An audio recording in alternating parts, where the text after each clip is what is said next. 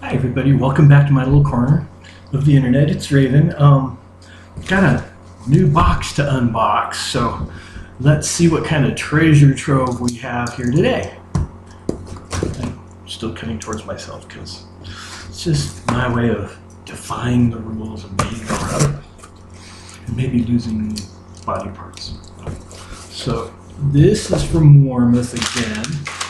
So this should be my guitar parts. Packing material that they gave me doesn't fly very well, I'll tell you that much so far. Alright, so really put everything in a nice bag here. So let's see what's in the nice bag, shall we? Okay. Try not to slice my finger while I slice the tape, and I might have sliced the bag. Follow that soda. Okay. Alright, so the first thing we have is this little blacky thing here. This is a pad for the guitar neck plate for my new Telecaster style guitar I'm building with Warmoth parts. And this is the neck plate. So what happens is this goes behind this to help protect the body and add just this little splash of contrast in there, I guess. So there's that. And then here we have some wiring just to make the job easier. I don't have to go out and buy spools of wire. And then this is cool. See, I've got my ferrules. These, this is what you call a string through body. So I don't know if you can really see what these are. Give me a second, let me grab this thing. Try not to slip on this packing material. Okay. So here we are.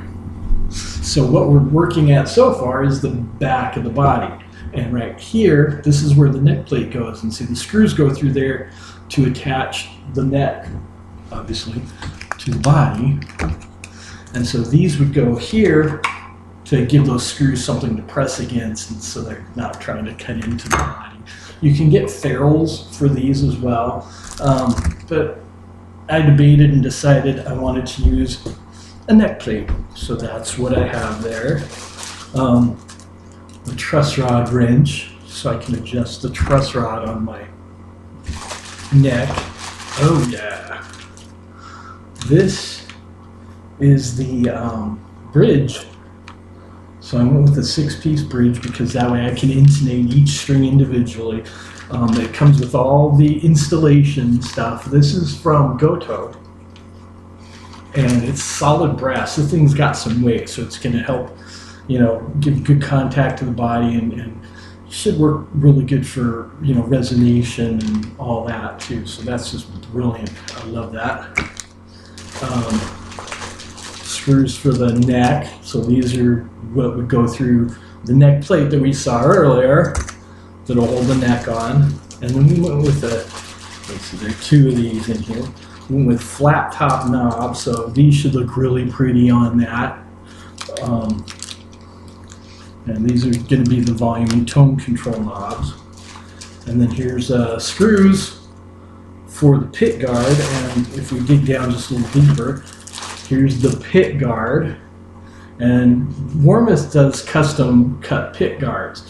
What was interesting is it wasn't so easy to find a multiply. See, this is black on top, and there's a white ply, and then another black ply. So black, white, black, multiply pit guard. It's not that easy to find those. The Fender ones right now are all, if you want black, just straight black, which can be nice in the right application, but I think this just looks a little nicer. And so then the pit guard screws, like I said. And then here are the Potentiometers, or pots as they are called. These are 250 kilo ohm pots. So these provide resistance. So one will be the tone control. There'll be a capacitor, which won't arrive until next week. There'll be a capacitor that basically makes with the resistor, makes a variable tone control. It's a filter. So as you turn the knob, it gives more of the capacitance, which filters out the high frequencies. So that's all a tone control is. And then The other one is the volume control, which is just more resistance through the circuit, so it just helps you turn down the circuit, the volume. And then here is the jack for plugging the thing into an amplifier. And then this will be tricky to see. This is what they call a string tree. So you put this on the headstock of the guitar where the strings go into the tuners, or just before they and they help keep the strings from popping out of the nut on the neck. See, so it'll go. Here's the neck. So it'll go up in this area, so these two high strings aren't popping out up here. It also helps, kind of pull them into the body a little bit and gives a little bit more pressure, which is again supposed to help the resonance. And then I went with this jack plate. So this thing here goes on the edge of the guitar. So this will go down here, and that'll be what the jack hooks into, and that's where the guitar will plug into the amp, like we said. And then this is all very nicely packaged. Has the screws. This is the control plate, and so this is where the volume control and the tone control and the switch, which the switch won't be in until next week too, but that's where all that stuff comes in. Did I want to put 2 sets of ferrules? I got another set of ferrules here. Maybe I just put it back in the box. So, and then more ferrules. And then down in the very bottom, I got this Warmoth t-shirt. What's really cool is a Warmoth t-shirt. They sell them out. Let's see, how much were these things? The t-shirt, it doesn't list pricing on here. But the t-shirt's like $20 if that. But if you buy like over $1,000 worth of stuff from Warmoth like I have over the last few months, they give it to you for regular price. So that's really cool. So all these neat parts, and give you an idea. Let's see how they fit together, since it's still early, right? So we'll take the control plate out. We'll take the screws off because I don't have the switch, so I'm not going to mount this puppy today, and I'd have to drill some holes and stuff, which I'm not going to do right now on camera. And so then we'll take the potentiometer out, and all the little pieces, parts and whatever. And so this all would go on the back. And what this does is this nut here, which is on the back, or will be behind essentially okay, so it doesn't like me.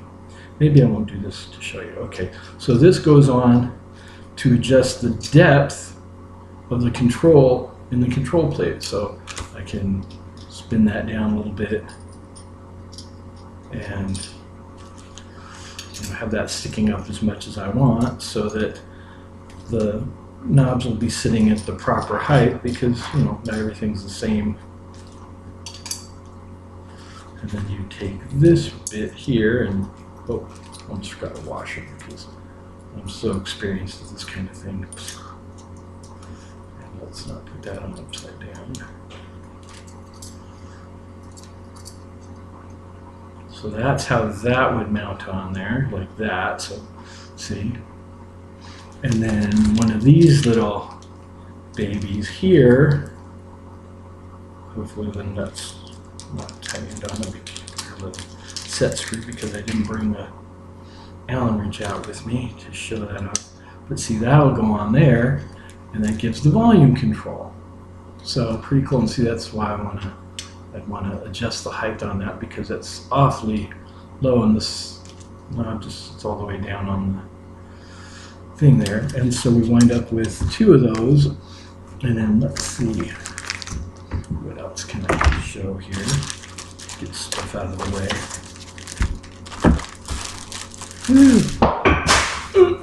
Just kidding. Guys are always looking for somebody to hurt themselves, Alright, so give an idea how this is going to look, more or less, when it's all ready to rock. ready to rock. Get it? Okay. So, getting impatient. I'm so excited. So this would sit on the guitar there. This would sit on the guitar up here. And the pickups aren't here yet either. They'll be in today, actually. And I don't know where that control piece went. And where did I put it? And so then this would go on here like that. So you can see that, but hopefully this will help, and you can see roughly how this is going to look when it's complete. See? That's dang nice, isn't it? All right, anyhow, thanks for spending the time with me. I appreciate you watching, checking it all out.